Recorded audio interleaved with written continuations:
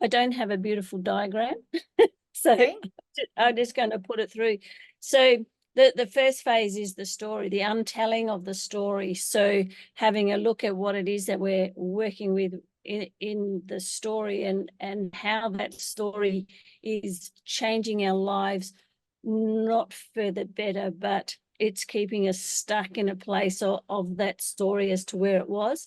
To have a look at the languaging around it. So then the second one would be the emotional release, to have a look at the emotion that is stuck behind that story, where it's stored into the body, and be able to release that from the body so that that emotion holding that story into the body is no longer present.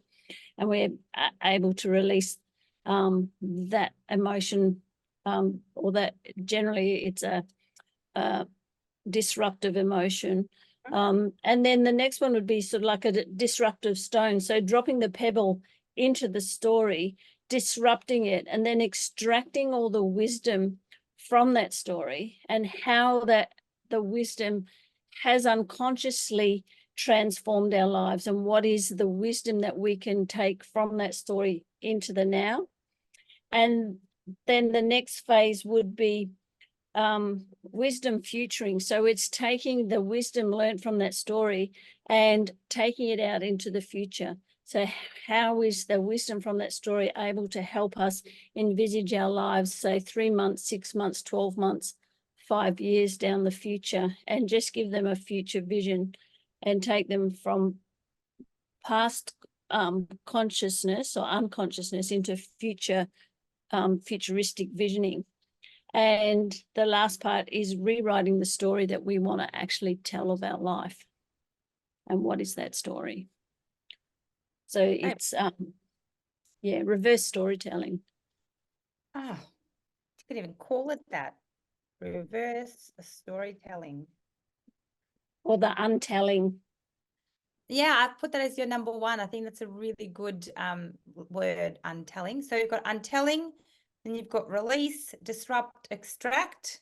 Could not think of a single word for the future vision at this moment in time, and then rewrite. So how do we reverse our storytelling? That all makes really clear sense and a really clear direction for what the actual problem was. Does that feel like that gives you clarity, which is what you were seeking? In this aspect, it is, because I've got thousands of things. So and the story that I would tell is a story that happened to me when I was 12, and I sort of had a horse accident, and sort of had quite a traumatic brain injury from that. And I woke up after the happening to my father actually putting me back on the horse. Wow. Rather than calling an ambulance and calling that. So I was 12-year-old. So I was really poo-pooed with my father for a very long time, because by him doing that, I then rode into a tree and fell off again. And there's a whole lot more of that story. But when I unpacked it, and I held on to that, why in the hell didn't you just call an ambulance? How irresponsible are you as a father? And blah, blah, blah, blah. The verbal vomiting. But when I unpacked the story, my father in that moment knew how much I loved horses. And he knew, if you fall off a horse, you've got to get back on. So he was putting me back on so I would never fear the horse. So it was in that moment, unconditional love of my father trying to help me not be scared of horses in the future, because it's all he knew. Wow. So, yeah. And it looks like, if we were looking at a diagram, this looks like a very directional step-by-step process. So you would be looking at something that is a more of a directional journey from one to another, rather than a I kind of had oops. Can't see with your background on. I really want to see the picture. It was hang on, let me undo my vent.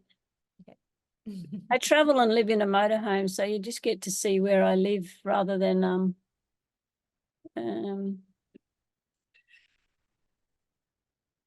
Right.